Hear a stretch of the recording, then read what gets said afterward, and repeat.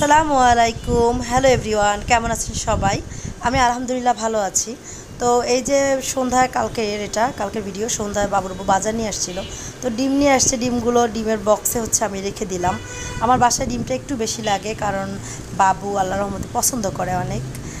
আর এই যে ডিম রাখা হয়ে গেছে, আর এই যে এখানে কাঁচা বাজার নিয়ে আসছে।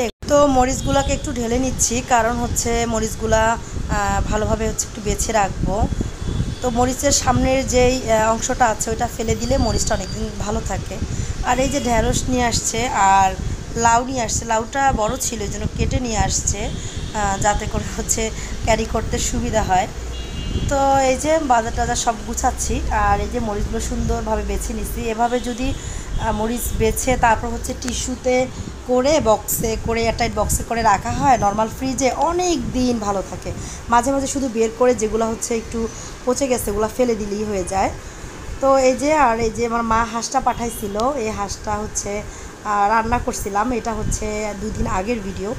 তো এই যে এটাও একটু শেয়ার করতেছি কীভাবে আমি হাঁসটা রান্না করলাম। আর এই যে আমি এখানে পেঁপে আর আলু কুচাই নিচ্ছি, আর পেঁয়াজ টেয়াজ এগুলো ভাজি করবো এই চিংড়ি মাছটা দিয়ে। জানেন, শুধু এই চিংড়ি মাছ কয়টা দিয়ে এটা ভাজি করলে এত মজার হয়। আর এই যে দেখেন আমার মা কত সুন্দরভাবে হাঁসটা একদম পরিষ্কার করে দিচ্ছে, যাতে আমার কষ্ট না হয়। এই যে বাহিরে খুব সুন্দর একটা সোনালি রোদ্দুর, আর এখানে আমার আলু কেটে ভিজিয়ে রাখা হয়ে গেছে। সব কিছু গুছিয়ে গেছে নিলে রান্নাটা খুব সহজ হয়ে যায়। তো এবার রান্না শুরু করার পালা। তো এই যে রান্না শুরু করতেছি, আর আপনাদের সাথে একটু গল্প করতেছি। তো আপনারা সবাই রান্না করতে জানেন, আমি জানি, তারপরও আমি যা রান্না করি একটু শেয়ার করি। কয়েকদিন আগে ঢাকা বিশ্ববিদ্যালয়ে একজন লোককে, উনি মানসিক ভারসাম্যহীন ছিলেন, ওনাকে কিছু ছাত্র মিলে পিটিয়ে হত্যা করছে একটা ফোন চুরির অপরাধে। এটা আমার কাছে এত খারাপ লাগছে, বিশ্বাস করবেন। এই নিউজটা যতবার চোখের সামনে পড়ছে না, ততবার চোখে পানি চলে আসতেছে। লোকটা কিন্তু সুস্থ ছিল, লোকটা বাংলায় অনার্স মাস্টার্স করা একটা শিক্ষিত লোক। সে খুব অল্প সময়ের মধ্যে তার বাবা মা, তার পছন্দের মানুষ, ভাই সবাইকে হারায় ফেলছে। তো লোকটা আসলে মানসিক ভারসাম্যহীন হয়ে গেছে, এবং এই লোকটা পথে পথে ঘুরে বেড়াতো, কারো কাছে খাবার চাইতো। আচ্ছা, আপনাদের যদি ইচ্ছে হয়তো খাবার দিতেন, আর যদি ইচ্ছে না হয়তো দিতেন না। কেন লোকটাকে মিথ্যে অপবাদ দিয়ে খাবার খাইয়ে মেরে ফেললেন পিটিয়ে? ওরা কি কোনো মানুষ বলেন তো? আমার মাঝে মাঝে অবাক লাগে, এরা কিনা শিক্ষিত।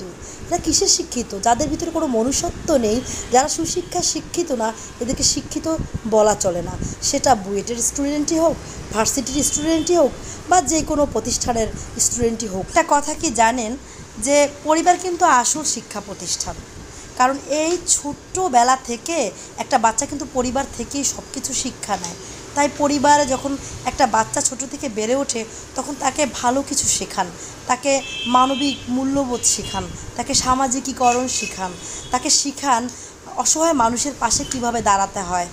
তাকে এটা শেখানো খুব বেশি জরুরি না এতটুকু বয়সে, যে তোমাকে প্রথম হতেই হবে না, এটা কোনো দরকার নাই। হ্যাঁ, তাকে পড়াশোনা করান, চেষ্টা করেন সে যাতে মেধাবী হয়, আল্লাহ তাকে যাতে খুব ভালো একটা ক্যারিয়ার ভবিষ্যতে দেয়, এটার জন্য চেষ্টা করেন। তাই বলে তাকে এগুলো যে শেখাবেন না, এটা নয়। তাকে এগুলো আগে শেখান, যে বাবা তোমাকে মানুষের মতো মানুষ হতে হবে।